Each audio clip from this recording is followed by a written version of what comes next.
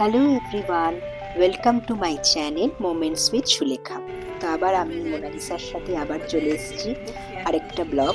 এটাও একটু পুরনো ব্লগের মধ্যেই পড়ছে।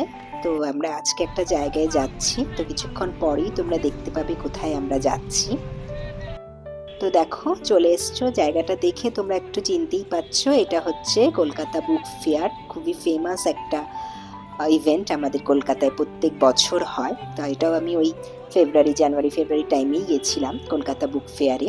তো তখনকারই এই ব্লগটা, যেটা এতদিন বাদে আমি দিচ্ছি। এই যে আমরা এন্ট্রান্সে ঢুকে গেছি, এবং কলকাতা বুক ফেয়ার তো মানে জানতেই পারো বহু বছর বছর হয়ে আসছে, এবং কলকাতার সব থেকে পুরনো মানে ঐতিহ্যর মধ্যে এইটা একটা বুক ফেয়ার।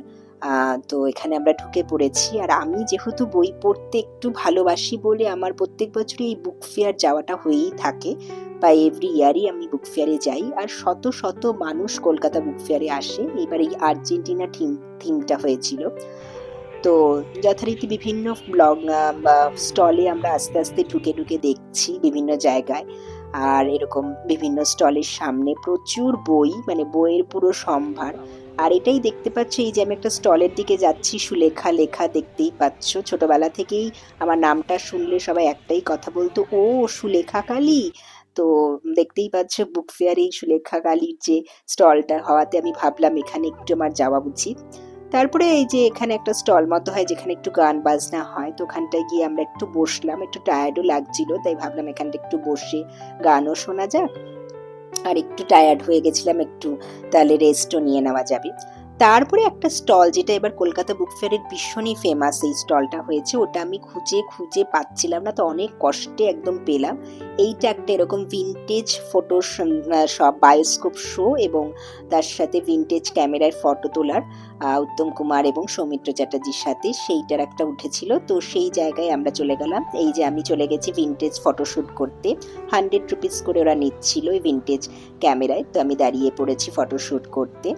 তো সেইখানে এখানে একটা ফটোশ্যুট, এটা একদম নতুনত্ব ছিল এবার কলকাতা বুক ফেয়ারে, আর আমি এটা করব ভেবেই গেছিলাম প্রথম থেকে। তো এই যে একটা এরকম আমাদের পেপারের মতো, পেপারের মধ্যে ফটোগ্রাফটা করে দিয়েছে, দেখতেই পাচ্ছ কি সুন্দর একটা পেপারের মধ্যে, বেঙ্গল সিনেমা প্রেস বলে এটা হয়েছে। এটা আমি বাড়িতে এই যে ক্যামেরাটাই ফটোগ্রাফটা তোলা হয়েছে, ভিনটেজ, আগেকার দিনের ভিনটেজ ক্যামেরার। আর এরকম একটা বায়োস্কোপও ছিল, যেটা 60 টাকা করে নিচ্ছিল, মেলা টেলা আগে হতো, সেটার আমি করিনি। তারপরে এই স্টলটার পাশে একটা উত্তম কুমারের স্টল হয়েছিল।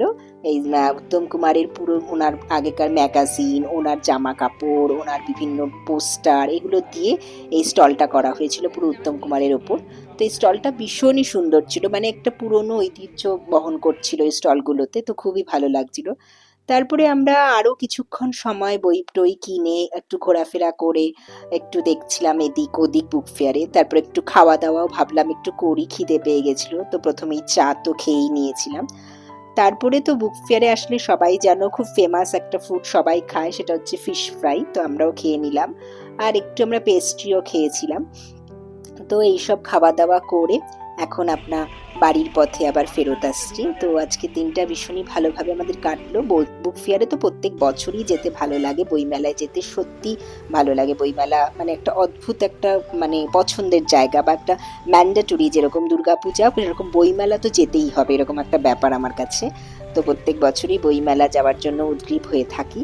তো এইবারও গেলাম, তো খুবই ভালো লাগছে। আর বাড়ি এসে এইবারে আমি এই 4টে বুক কিনেছি, বইমেলা থেকে 4টে বই কিনেছি।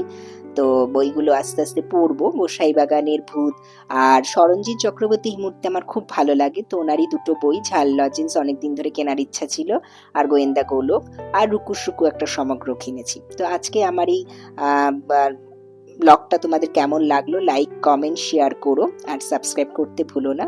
আজকের মতো এইটুকুই, টাটা।